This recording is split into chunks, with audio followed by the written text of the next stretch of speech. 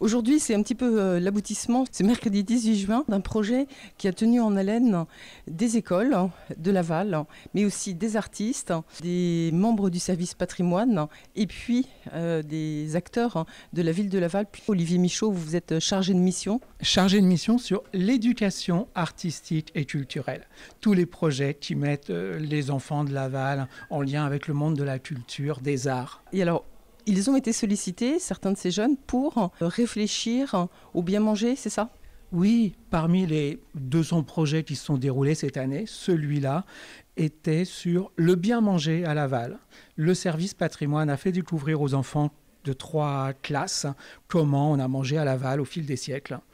Un créateur de jeux a accompagné les enfants dans la création de jeux de société sur le thème. Et Leb, l'artiste de Changé, a accompagné les enfants dans la création des illustrations. Et c'est l'aboutissement de ce travail mené sur toute l'année scolaire qu'on fête aujourd'hui. Les jeux seront remis dans quelques jours parce qu'ils sont toujours en fabrication, mais avant la fin de l'année scolaire, chaque enfant aura sa boîte avec les 3 jeux réalisés par les 3 écoles. Et on pourra les retrouver aussi au CLEP, à la bibliothèque, à une exposition du service patrimoine qui s'appelle Miam sur le bien manger à Laval qui va être tout l'été. Et ça a été l'occasion aussi de faire beaucoup de pédagogie autour peut-être de l'alimentation. Exactement, et c'est très intéressant de voir comment les enfants se sont emparés de tous ces acquis pour, à travers les jeux, sortir des choses très pertinentes sur des problématiques liées autour de l'alimentation. Merci beaucoup. Alice et Anna, est-ce que vous pouvez me dire comment ça s'est passé ? On a été très créatifs, on a essayé de donner tout ce qu'on pouvait pour faire ce jeu. C'était quelque chose qui comptait beaucoup pour nous et on a vraiment adoré ce jeu qu'on a fait. Adoré créer ce jeu ? Oui, créer. Pas jouer, c'est créer un jeu, c'est pas bien. Oui. Ça vous a aussi permis d'apprendre peut-être à connaître toute l'alimentation ? Oui, beaucoup. Et aussi de l'histoire qu'il y avait avant. Et... Il y a beaucoup de différences entre la façon dont les gens mangeaient au Moyen-Âge ? Oui, beaucoup. Ils mangeaient de la baleine et on n'en a jamais mangé, je pense.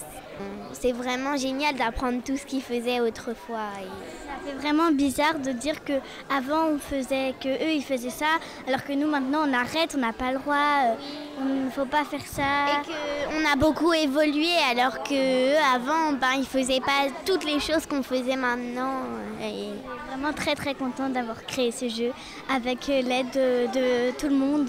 Et est-ce que par exemple ça vous a aussi donné des envies de manger un petit peu mieux, un petit peu moins de bonbons, un petit peu plus de légumes ? Oui, maintenant je mange plus de légumes, j'essaye de goûter à tout. Ça me donne envie, comme ce que j'ai jamais mangé. Je demande à mon père et ma mère de m'en acheter pour goûter. On a appris beaucoup de choses sur l'alimentation cette année et ça nous a donné envie de faire un peu plus attention et aussi de goûter à autre chose.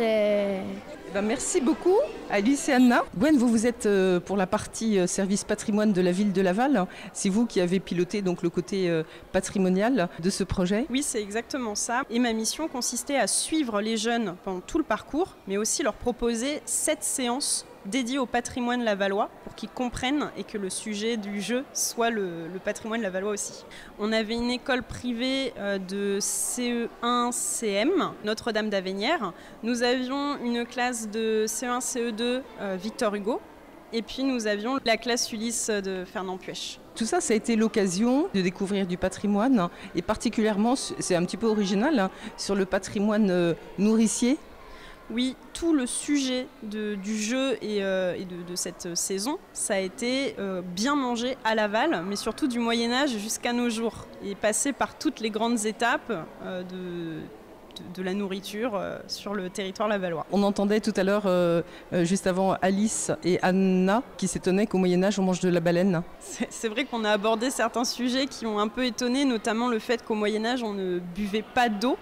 Alors ça, c'était la grande surprise, que les gens buvaient du vin. Alors pas le même vin qu'aujourd'hui, mais l'eau était surtout synonyme de poison à l'époque. Et c'était rigolo d'avoir toujours des petites informations comme ça sur les plantes, sur la viande, le poisson. Merci beaucoup Gwen, parce qu'en plus c'est une très bonne introduction à notre chronique estivale qui va nous être proposée par le service patrimoine de la ville de Laval et qui s'intitulera Les agapes à Laval au fil des siècles. Alors merci beaucoup pour cette très très belle introduction. Et les jeux qui seront aussi à la ludothèque, dans les maisons de quartier, etc. etc. À l'espace Alain Gerbaud cet été.